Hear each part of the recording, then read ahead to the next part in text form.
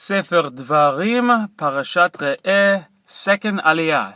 It shall be that the place where Hashem your God will choose to rest his name, there shall you bring everything that I command you, your elevation offerings and your feast offerings, your tithes and what you raise up with your hand, and the choicest of your vow offerings that you will vow to Hashem.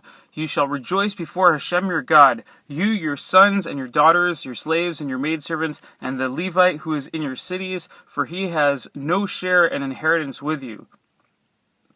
Beware for yourselves, lest you bring up your elevation offerings in any place that you see. Rather, only in the place that Hashem will choose among one of your tribes, there shall you bring up your elevation offerings, and there shall you do all that I command you. However, in all your soul's desire you may slaughter and eat meat according to blessing that Hashem, your God, will have given you in all your cities. The contaminated one and the pure one may eat it, like the deer and the hart. But you shall not eat the blood, you shall pour it onto the earth like water. In your cities you may not eat the tithe of your grain and your wine and your oil, the firstborn of your cattle and your flocks, and your vow offerings that you vow, and your free will offerings, and what you raise up with your hand. Rather, you shall eat them before Hashem your God, in the place that Hashem your God will choose.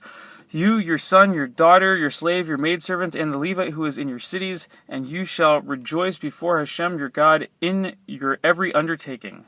Beware for yourselves, lest you forsake the Levite all your days on your land. When Hashem your God will broaden your boundary as he spoke to you, and you say, I would eat meat, for you will have a desire to eat meat, to your heart's entire desire, may you eat meat. If the place where Hashem your God will choose to place his name will be far from you, you may slaughter from your cattle and your flocks that Hashem has given you, as I have commanded you, and you may eat in your cities according to your heart's entire desire. Even as the deer and the hart are eaten, so may you eat it. The contaminated one and the pure one may eat it together. Only be strong not to eat the blood, for the blood is the life, and you shall not eat the life with the meat. You shall not eat it, you shall pour it onto the ground like water. You shall not eat it in order that it be well with you and your children after you when you do what is right in the eyes of Hashem. Only your sanctities that you will have